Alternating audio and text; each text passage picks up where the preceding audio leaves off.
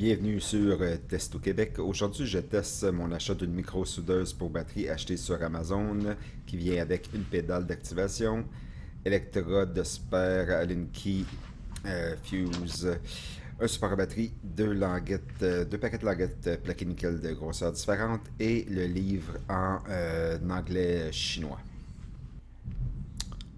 On voit ici à l'arrière que c'est très simple de changer les fusibles. On va installer les électrodes. On s'assure que les électrodes soient égales pour que quand on met la pression, que la soudure se fasse comme il faut. Passons tout de suite à la partie intéressante. Nous allons tester, voir la qualité des soudures que ça va donner. Bon, je l'ai fait avec deux vieilles batteries. J'ai dû un peu limer pour ôter le verre de gris qu'il y avait sur la batterie pour que la soudure se fasse comme il faut. Donc, comme vous voyez, il y a deux différentes languettes, deux types de languettes. C'est des languettes plaquées nickel. Donc, pour le test, j'ai décidé d'y aller avec celle qui est la plus épaisse. Comme vous voyez, il y en a une qui est beaucoup plus mince. Donc, qui fait quoi? 0.1 mm et l'autre 0.15 mm. Donc, on va essayer une première soudure.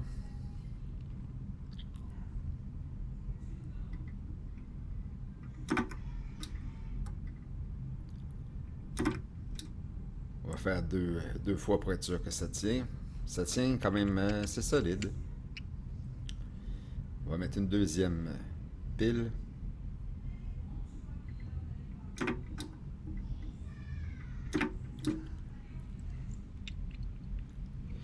On voit que c'est très bien, la soudure est assez solide.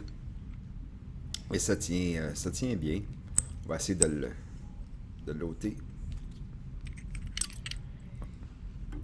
Sûr qu'en forçant, ça saute, là, mais de toute façon, ceux qui sont faits de façon industrielle également, en forçant bien, on est capable souvent des arracher comme ça.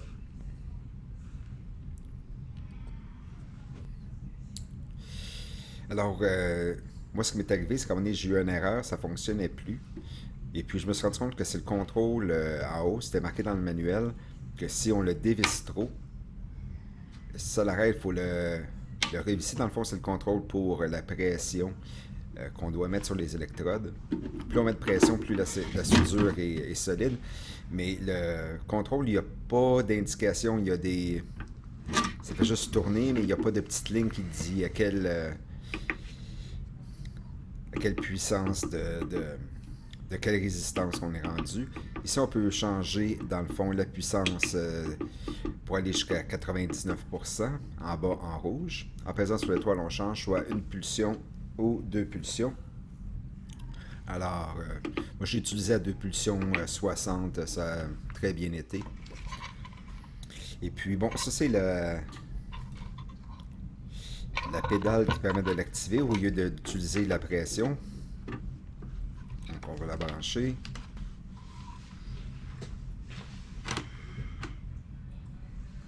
On la met. On voit quand on pèse que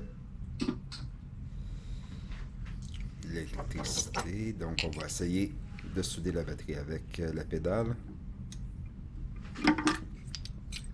Donc, j'ai augmenté la pression pour que ça soit...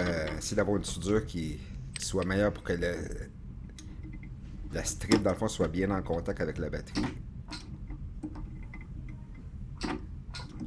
Et effectivement, c'est très, très, très solide. Je fais un autre petit test pour voir.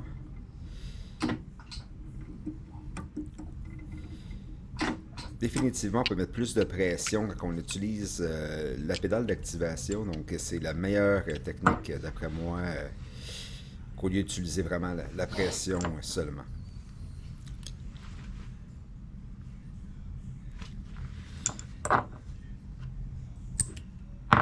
Comme vous voyez, on voit que celle qui a été faite avec la pédale, c'est vraiment plus solide. Et puis, c'est la même puissance que j'avais essayé auparavant. Donc, je vous remercie et bonne journée.